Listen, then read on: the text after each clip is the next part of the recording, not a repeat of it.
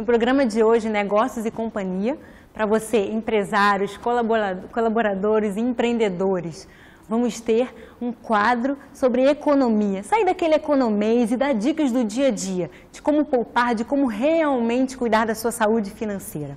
Em seguida, vamos ter uma entrevista com o Marcos Neme, um grande empresário que trouxe a Cybercafé aqui para o Rio de Janeiro. Vamos ter também o quadro Vida Sustentável, dando dicas de como equilibrar o lado profissional e a vida pessoal. E por fim, vamos estar cobrindo os agitos do G10 pela cidade do Rio de Janeiro. Fique com a gente. Agora é com a Letícia no estúdio. Formado em Tecnologia da Informação, o nosso entrevistado de hoje foi um dos precursores em TI no Brasil. Ele foi um dos implementadores da primeira rede de cybercafés e games no Rio de Janeiro, franqueado por décadas da rede SOS Computadores e hoje é consultor e está envolvido nas obras de Tecnologia da Informação do Porto Maravilha. Neme, é um prazer ter você aqui conosco hoje. É um grande prazer estar aqui.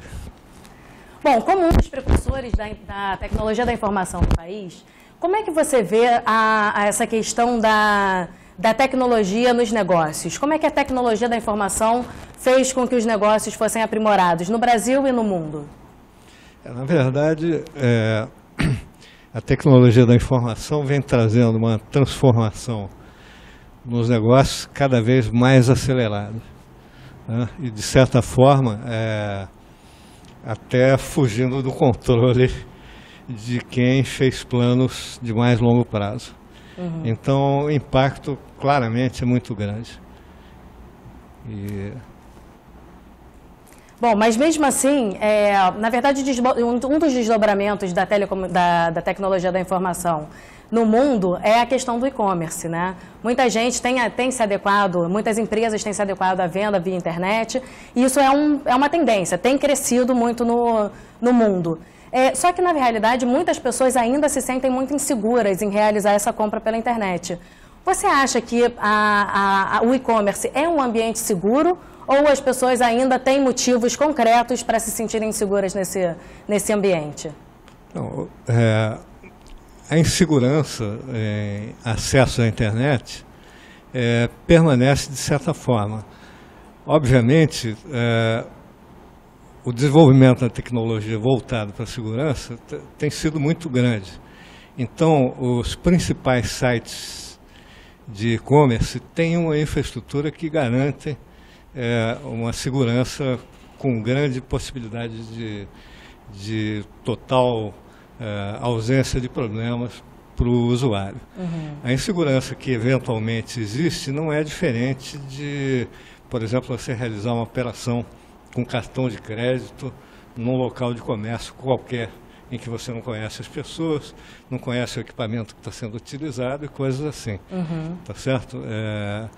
Realizar em um ambiente de informática seguro, com antivírus adequado, com uma infraestrutura adequada, hoje em dia é bastante seguro.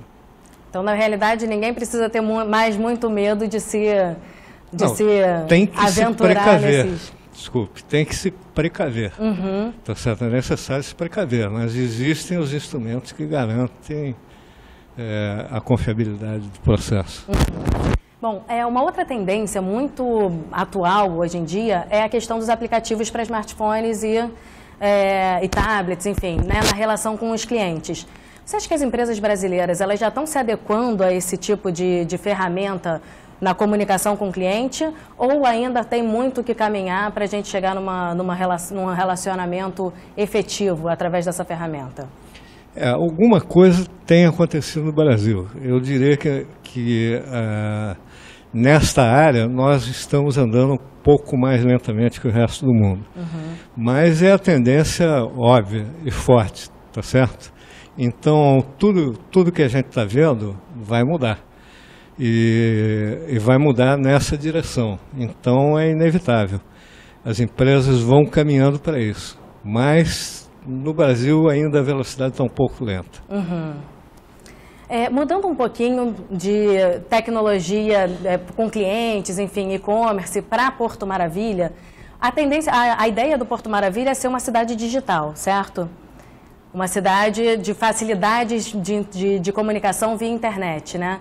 O que essa cidade, que seria a primeira cidade digital do Rio de Janeiro, tem de benefício para os próximos proprietários que vão adquirir imóveis ali e quem vai realmente atuar naquela região? Bem, o projeto Porto Maravilha, na verdade, é uma revitalização na região portuária do Rio de Janeiro. Então, há transformação em todos os sentidos, desde infraestrutura de qualquer espécie, reconstrução de edificações, moradia e escritórios, etc. Na parte de tecnologia, a concessionária Porto Novo, que está conduzindo o processo, ela está empenhada em construir uma infraestrutura de telecomunicações que vai dar suporte àquilo que se consegue visualizar para o futuro. Então, os projetos ligados a cidades digitais, cidades inteligentes, vão ter um local para serem implementados no Rio de Janeiro, que é esse projeto Porto Maravilha, com base nessa infraestrutura que está sendo colocada. E as empresas ali estabelecidas, então, elas teriam uma possibilidade muito maior de trabalhar com a internet de uma maneira facilitada? Toda a infraestrutura ali é mais do que um trabalho de internet, né? É uma infraestrutura de comunicação de qualquer dispositivo inteligente que você possa utilizar. Você usa, digamos assim, tecnologia de internet, digamos, não para acessar a internet, mas para comunicar dispositivos inteligentes entre si. É esse o sentido da coisa. Quer dizer, por exemplo, se você está chegando com o seu carro, e seu carro tem um dispositivo que permita comunicar a chegada, a introdução naquele espaço, você pode ter uma locação automática de estacionamento, por exemplo, de ponto de estacionamento. O teu histórico para ingresso pode ser visto para definir para onde você costuma ir e já se determinar espaços para você estacionar, por exemplo. Como alguns shoppings já têm feito hoje em dia, né? Isso. Bacana. Bom, mudando um pouquinho a temática novamente, você já atuou há bastante tempo em alguns projetos que te trouxeram benefícios para a comunidade como um todo, né? Projetos de inclusão digital, projetos de acesso a microcrédito, e todos eles em parceria com o BNDES. Eu queria que você comentasse um pouquinho como foi cada um desses projetos e qual é o benefício que ele trouxe, não só financeiro, né, mas um benefício como um todo. Quais foram os benefícios que esses projetos puderam trazer para a sua vida? Bem, eu comecei a fazer projetos para o BNDES voltados para a área de microfinanças, tá certo? Quer dizer, eu tinha um histórico de tecnologia de informação voltada para a área financeira e acabei sendo convidado a trabalhar juntamente com o SEBRAE, BNDES e BID, para desenvolver um projeto para instituições de microfinanças. Então, a primeira coisa é que eu pude partir de uma situação em que eu trabalhei com, digamos, grandes contas, né, com pequenos bancos de atacado, para uma situação de atendimento de, digamos, até pessoal informal em comunidades de baixa renda. Então, digamos, o meu conhecimento, o meu campo de visão nessa atividade de sistemas financeiros, né, adquiriu uma abrangência bastante maior por tratar desse tipo de assunto. Quer dizer, como financiar pessoas que não têm um histórico registrado, não declaram imposto de renda e situações desse tipo. Tá certo? E, além disso, trouxe uma aproximação que permanece até hoje com o pessoal, com os moradores dessas comunidades, e uma interação muito grande e um interesse pessoal muito grande nessas áreas. E com relação às estações do futuro, que foram implementadas para a questão da inclusão digital propriamente dita? Estações Futuro foi o nome que o Viva Rio deu a um projeto que se originou também no BID, de inclusão digital, nesse caso, né? e que eu fui convidado para, digamos, para projetar unidades de educação e de acesso à tecnologia da informação. Então, esse projeto dessas unidades individuais, que tinham uma parte de educação e uma parte de acesso à internet, serviços digitais para a comunidade, o Viva Rio implantou 16 unidades desse tipo, com o nome de Estações Futura, a primeira delas na Rocinha, inclusive. E usando tecnologia de ponta. A unidade da Rocinha, que deve ter sido implementada, né, por volta de 2002, já usava tecnologia wireless, tá certo? Que nem tinha entrado em uso na comunidade. Bom, para finalizar nossa entrevista de hoje com o Nemer, eu vou deixar, na verdade, uma previsão, né? Qual é a sua previsão para o futuro da relação homem-tecnologia digital? Essa questão, digamos assim, é bastante complexa, assim. O que vem acontecendo, por exemplo, o que vem acontecendo na área de educação à distância, esse tipo de coisa, tem levado, digamos, a um distanciamento do homem às suas relações pessoais, né, às suas relações sociais, interpessoais, presenciais. Tá certo? Há uma tendência muito grande da tecnologia de informação, como ela vem se configurando, a produzir um afastamento do homem, digamos assim, da humanidade, dos componentes sociais, um afastamento entre si. Tá certo? Hoje o relacionamento é por meio de redes sociais, tá certo? Por meio de exclusivamente internet, e há uma tendência a jovens se envolverem excessivamente nisso. Tá certo? Eu, como fui implementador de Lan House, eu me lembro que havia muitas críticas a respeito de Lan House. Lan House era um local excelente do ponto de vista de sociabilização do jovem. E a internet, como está sendo constituída hoje, com o computador em casa, o jovem acessando 24 horas por dia, etc., está gerando exatamente o fenômeno oposto.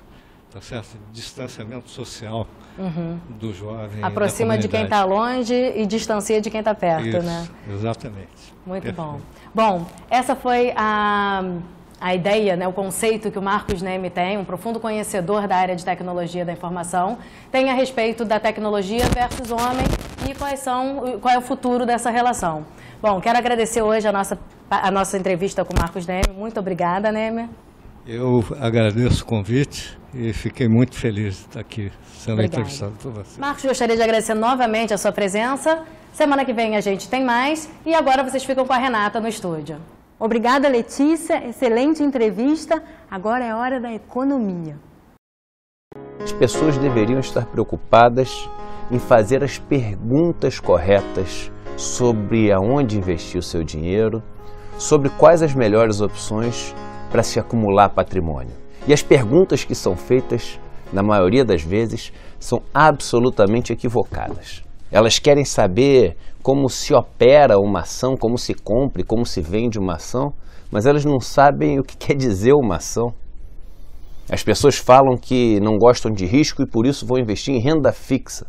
Mas elas não têm a menor ideia sobre o que quer dizer renda fixa. Ou algumas dizem que eu não gosto de investimento e não preciso disso na minha vida. Bem, a verdade é que se você se enquadra numa dessas duas alternativas, ou tem ou deve dinheiro, você precisa de saber os conhecimentos básicos sobre investimentos. Porque se você não sabe, você não está otimizando os recursos que você tem à sua disposição. Bem, a notícia boa é que esses conceitos sobre investimentos são muito mais simples do que qualquer pessoa poderia imaginar. Muito mais simples mesmo, a ponto de qualquer pessoa poder aprender. Mais do que pode aprender, deve aprender esses conceitos.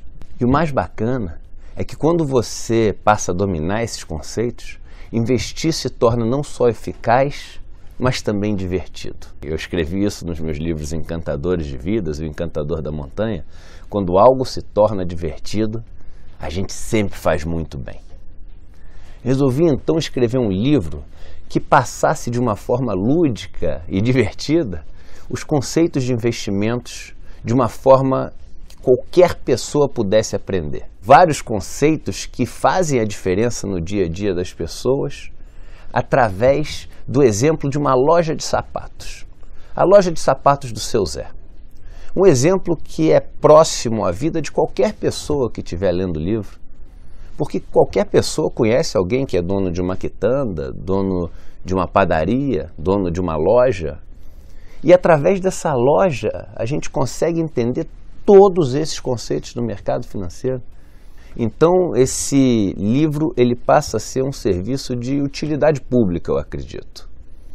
Ele é extremamente curto, uma pessoa pode ler esse livro rapidamente e eu tenho a certeza absoluta que após terminar de ler o livro, essa pessoa nunca mais vai ver os investimentos, as opções de aonde aplicar o dinheiro, ou até mais, as opções de como pegar dinheiro emprestado da mesma forma. Fazer com que você possa escolher o seu caminho dos seus investimentos, do seu futuro financeiro, de uma forma consciente. E eu acho que você fazendo isso, o caminho até a prosperidade, o caminho até a construção de um patrimônio, o caminho até o seu equilíbrio financeiro, até a sua saúde financeira, vai ser muito mais rápido. Eu não acredito que uma pessoa possa ter uma vida financeira absolutamente desequilibrada e uma vida pessoal que está indo de vento em popa. Se uma pessoa está absolutamente endividada, se ela está passando por dificuldades financeiras, isso acaba respingando na vida pessoal dela. O dinheiro que uma pessoa tem é um resumo de uma história de vida. O dinheiro que uma pessoa tem significa finais de semanas que a pessoa passou longe da família, horas mal dormidas, tempo longe dos filhos, horas também a fio estudando. E isso tudo se resume numa acumulação de patrimônio. Se é tão difícil e tão custoso às vezes você juntar esse patrimônio, como é que você pode investir esse dinheiro de uma forma inconsequente ou sem entender aonde você está investindo? É um livro novo na minha história de escritor. Os meus primeiros livros falam mais sobre comportamento humano, falam mais sobre a vontade de se superar, sobre autoconhecimento, e esse livro fala mais sobre assuntos talvez mais pragmáticos, técnicos, específicos sobre o mundo de finanças. Investir é para Todos, o guia de finanças do Encantador de Vidas, cumpre esse papel de, ao permitir que as pessoas possam trazer o equilíbrio para a vida financeira delas, ajudá-las também na vida pessoal e nesse equilíbrio que faz com que a pessoa tenha uma vida mais plena e feliz. Queridos telespectadores, estamos encerrando o nosso programa de hoje e para você que quer ficar mais um pouquinho com a gente, entre no nosso site www.g10empresas.com.br. Também temos acesso a podcasts que você pode baixar no seu iPhone, no seu tablet, enfim, todas essas mídias modernas.